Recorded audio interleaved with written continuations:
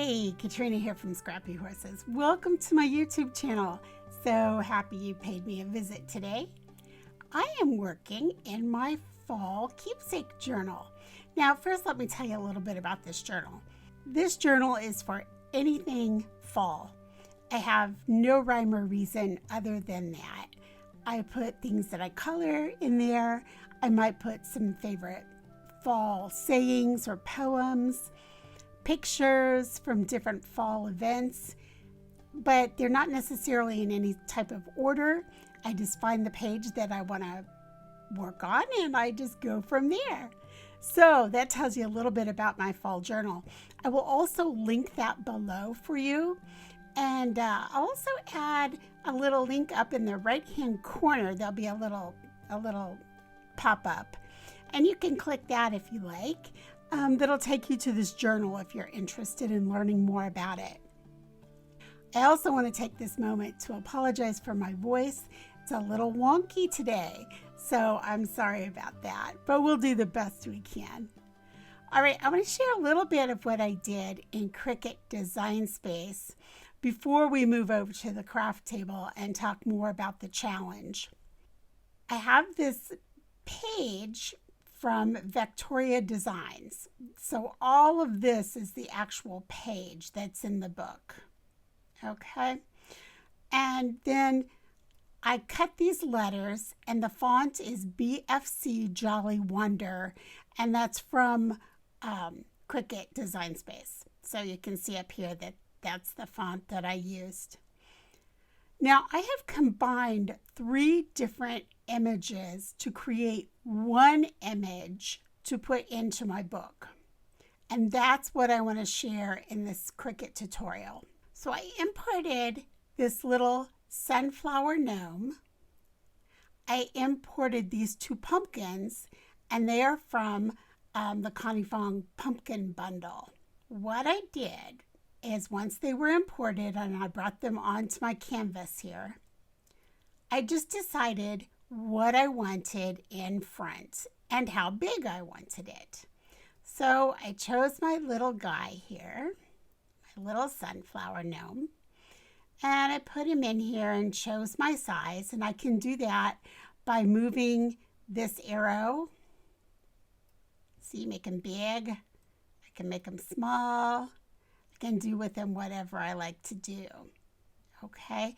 Keep in mind with the changes in Design Space, if you just grab and move this way, you're just moving width. Or if you grab this way, you're just moving length. So just keep that in mind. If you want to keep them in proportion, you have to move them diagonally. Or you can move him up here, up or down. And as long as you don't unlock, he will stay in proportion.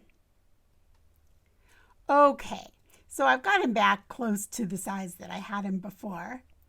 And I know he's going to sit in about right here because I want to see the little house back here still. And I don't want him to cover up too much of my pumpkin cart, but maybe a little bit.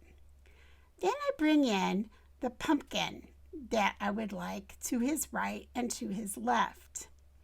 Now, whatever pumpkin I want behind him, I need to make sure that that sits behind. And I can do that by clicking right-clicking with my mouse and saying move backwards or move forward. So I'll bring him to the front, okay? And now I'm going to right-click and I'm going to say send backwards. And now he's behind my little gnome. So there he is, right back there. And then, maybe I'd like him down just a little bit here. And then here's this little pumpkin, and I'd like him in front, let's say. And I just move him to the front, like so. Now, maybe I don't like the vine going this way. I can always change that by flipping it horizontally, and that would flip it that way. And actually, when I set this up for my image, I put the large pumpkin with the bow in the front because I wanted that bow to show. So I'm going to go ahead and move this to the back. I'm going to send it backwards. I'm not going to move it all the way to the back because I don't want it behind this piece of paper. Set it right down like so. And then I'm going to bring this one into the front. So I'm going to right click with my mouse, bring to the front, and slide them right in here like so. Oops. I'm going to bring it right up here and bring him right down here. All right. Now, all I need to do is grab my page with the words and just move that out of the way for now. Now I'm going to go ahead, I'm going to combine all of this. I'm just dragging my mouse over. I'm going to flatten it. Now this is one image. Now let's talk about what I did here. And what I did is I wanted to do an offset in this color, then an offset in this lighter color. The reason I did that is because it would make it look like a shadow, and then if I could match this color as closely as I could, it would make it look like he was almost part of the page. All right, so I hit offset. I touch this little dot with my mouse, and I'm going to use my arrow key because I want this to be pretty small. So I'm going to 0, and then I'm going to go to the right 2 times. I'm going to hit apply. I'm going to change my color to this color right here because I want it to match these leaves as closely as I could. Then I'm going to come back. I'm going to select the whole thing again. I'm going to offset again the same amount, maybe one more. Maybe I'll click this little dot and then go to the right. I'm using the arrow on my keyboard 1 time, hit apply. Now I'm going to go for this really light color. Now I'm going to select all and flatten. Now when I bring him on, he's going to sort of melt into this page a little more. Okay, so that's how I did that. These letters up here, I cut out of vinyl and I just made them regular cut images. That's all I did. Just, let's see if I can get those back for us. There we go. There they are. It's just a basic cut, BFC Jolly Wonder, and I cut them out of vinyl. Let's go over to the craft table. We'll talk about this challenge, we'll assemble it, and it is a really quick put together. Through the magic of editing, here we are at the craft table with everything cut and colored. All right, let's talk about this challenge. I really enjoy the challenges over at Paper a la Mode, and there are many reasons, but maybe the number one reason is it's one of the few challenge spots where you can exhibit any of your projects, anything you're working on, as long as you stay within the theme. And the second thing I love about this challenge blog is we are not literalists. So plant some ideas. Wow, that encompasses a lot.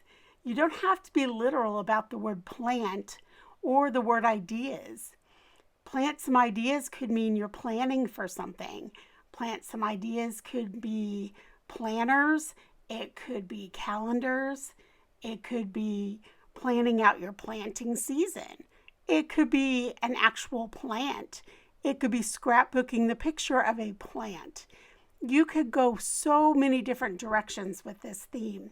And so we're excited to see where you go with it. So come on over to the Outlaws Paper a la Mode and share your projects. Just no cards, no greeting cards.